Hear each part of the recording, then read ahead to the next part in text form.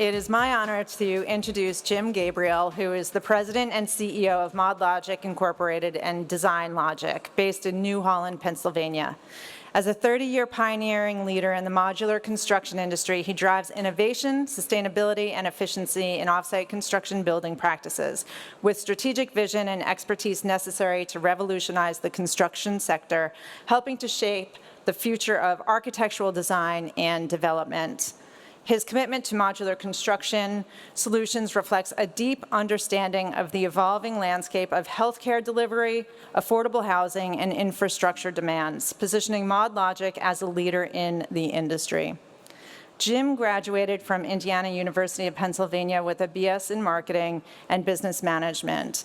But if you could get a PhD in being a people person, that would be Jim Gabriel, and that's why in Pittsburgh we call him Dr. Gabriel. Welcome.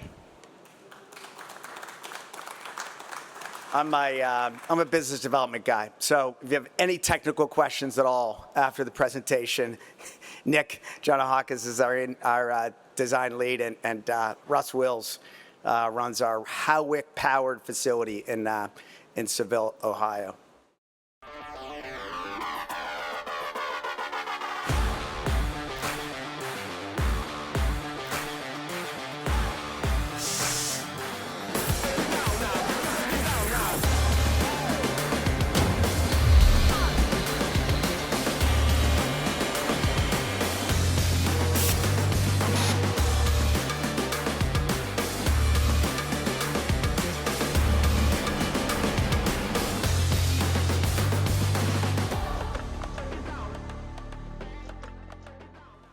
So a little bit about Modlogiq.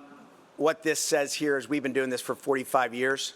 It also says that we haven't quite figured it out. We've done a lot of great work in that time period.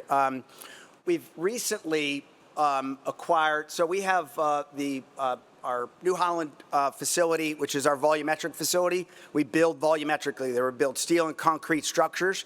And most modular manufacturers are high volume, low custom. We're the exact opposite. We're high custom, low volume. So in our facility in New Holland, which has been there since 2000, and in the States in 2003, we're part of a company recently separated as part of an acquisition in 2018, but we've been at this for 45 years. Really, in my estimation, pioneering. And I give that credit to our founders, the McNeil family in Grimsby, Ontario, Canada, which is where I met them. Seville, Ohio came on board as an addition, an unexpected addition. We had the opportunity while we were building what I think in this presentation will show you was the largest permanent modular hospital in North America, and I said, we need to start automating our process, right? If you come to our New Holland facility, it's decidedly unautomated. Our theory and our formula isn't based on automation, it's based on process, as Scott had mentioned, which I'm actually happy not to have followed his presentation because it's pretty cool stuff. We integrated the light gauge steel, ready to assemble studs, kitted parts, as a way to be able to increase our capacity, increase the speed. So we acquired a company, acquired the assets and the equipment. We've got 5 Howick machines. I always say, the interesting thing is that we're not exactly a Howick customer. We actually acquired their equipment from someone else, but they're a great partner for us. And we expect to grow this model that both of these facilities represent. So you talk about the housing shortage, and what we believe is the key to affordability and really being able to circumvent what's happening in the modular side. Our view is in order to be able to apply modular and offsite construction to what everyone knows is a gigantic problem, the current model is not scalable, and candidly, it's not sustainable. The modular manufacturers, Dave knows this, modular manufacturers have the highest rate of failure. I won't get into the details of why. I do have some theories as to why that is. We think there's a better option. Modular manufacturing and production model requires greater upfront investment, higher overhead costs, slower ROI, and it's less scalable. And it is, if you have the ability to be able to produce for a particular geography, what happens when you need to apply that expertise in another geography, right? It's not scalable. If you put your money into one modular manufacturing facility, are you going to do two, right? Maybe, depending on how much money you have. But I don't have that much money, and so it pushes us to think differently about it. So what we want to be able to do is apply our 45 years of doing this in New Holland, Pennsylvania. It's bespoke, it's highly customized, but essentially it's an assembly process. We want to be able to take that concept, fueled by powered by our facility or a like facility. Think of Seville not as a component of our business, but a component provider feeding into the modular process, the assembly process. Streamline the design. We've got our own in-house design, but that's not designed to control projects. It's to control the process. And so we're constantly working to try to find ways to apply a manufacturer's mindset to projects, right? From a design standpoint, we all know starting with design with somebody who doesn't have that knowledge, experience, and capability, it's just a longer process. We want to be able to increase that. Distributed to scalable manufacturers to standard component parts and pieces, right? Being able to integrate that into the assembly process, the assembly of the elements and components into modules. So we're taking it to the next step. It doesn't apply to every project, but if modular is going to help solve, a lot of the affordable housing challenges that we have, we've got to be able to find more efficient ways, and candidly, not just more efficient ways to build and integrate automation by extension, not by investment in particular facilities to produce those. And we think that model is more scalable. We also think that model, if you come to New Holland, Pennsylvania, which we welcome you to do that, you'll see just that it is decidedly unautomated, but it is entirely portable. So we think that we can take what we do from the design through supply into assembly, and we can take those projects and produce them near site. So this is, we've soft launched our move into the housing sector, not because we think that's a big, financial opportunity for us, but because we think we can apply our means, methods, and process and experience, 45 years of doing this, to help solve that in more scalable ways. So I mentioned our Seville facility. Don't think about it as where all our Howick machines are housed and where we produce studs. Think of it as a component manufacturing facility. That component manufacturing facility feeds a volumetric facility, and we're working on the model for this, but we believe pretty strongly that our first assembly facility is going to be in Columbus.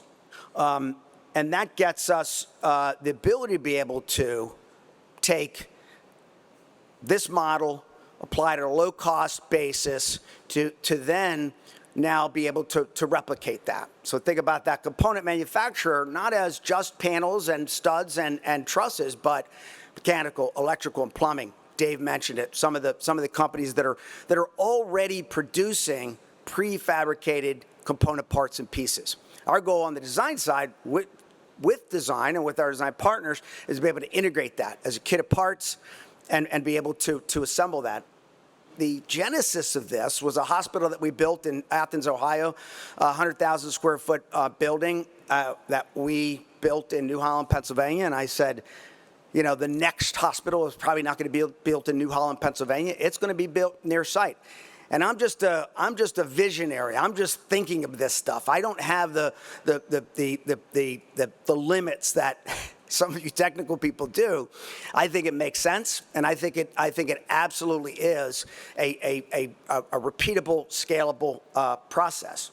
what we believe that can do.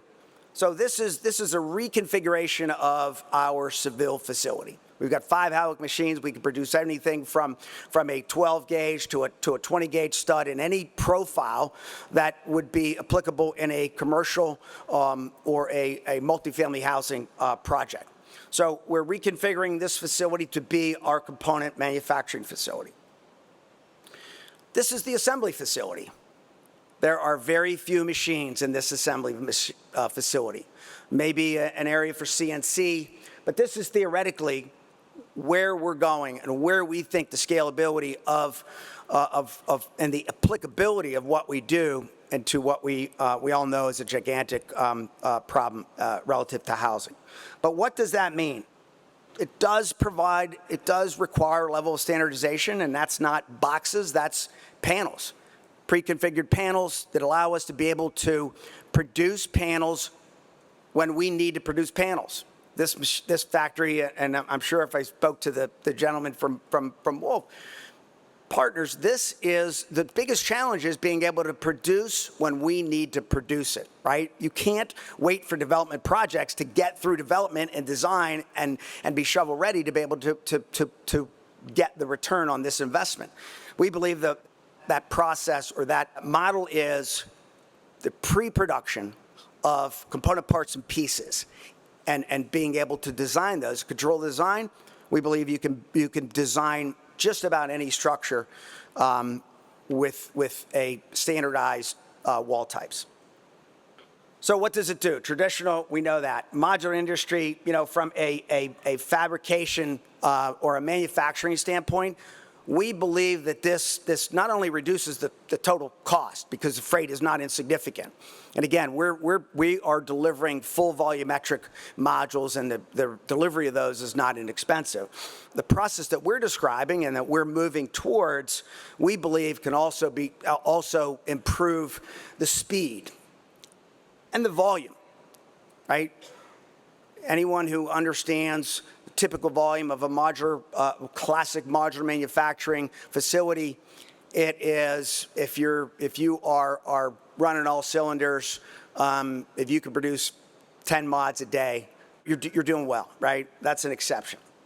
We believe that this model actually increases cost, the efficiency, and the speed. And these are the types of structures that we've produced and will continue. So we have a history of customization. So high-end, highly customized, commercial, and primarily medical, right? We believe that we could take that and start to standardize that. So we want to be able to standardize the custom. Chris Mortensen, who's our Chief Innovation Officer, says, standardize the invisible, customize the visible, right? That's what we're looking to be able to do with both of these facilities, and it provides us with what we believe. Again, I started with, we built the first permanent modular hospital in North America, and this is in Athens, Ohio. I said the next hospital is not going to be built in New Holland, Pennsylvania. It actually is. We're actually under design, but that's only based on the time around which that project had to get into design.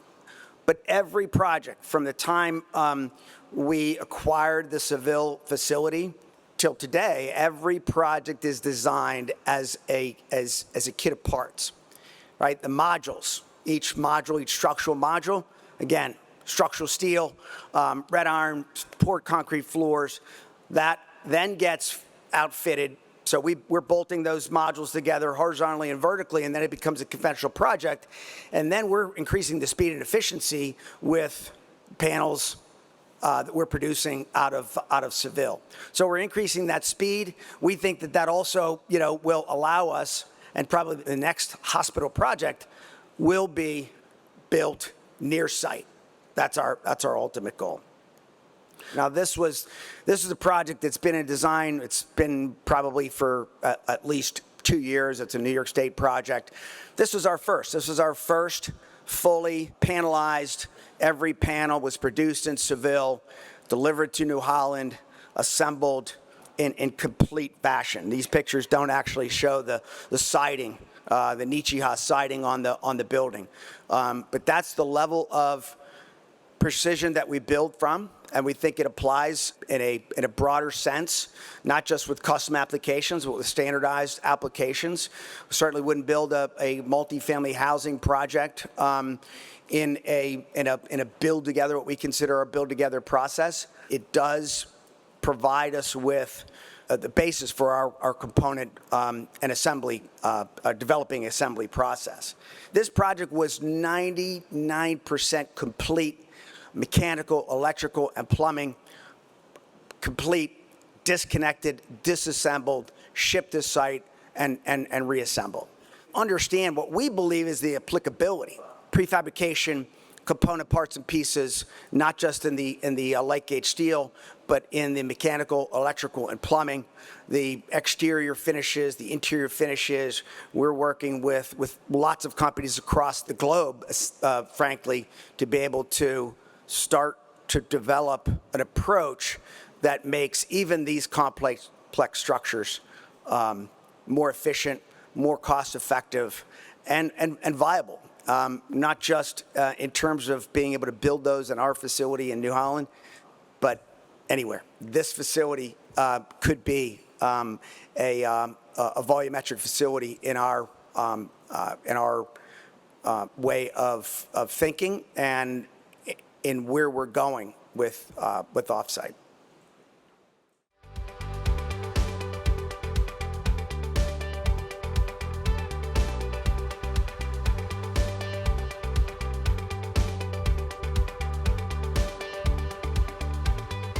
So this is that hospital being built in our facility.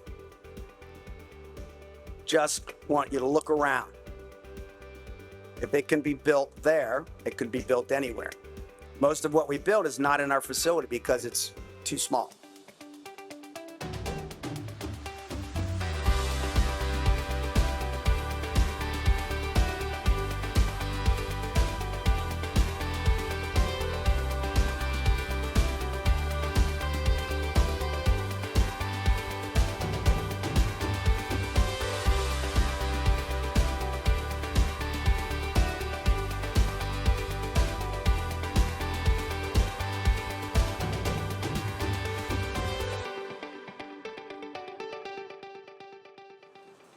So I don't want to take away from the applicability of off-site modular construction to multifamily housing projects, but first floor was emergency room, second floor was diagnostic imaging. Each one of those rooms were prepared for the equipment, the Siemens equipment, MR, CT.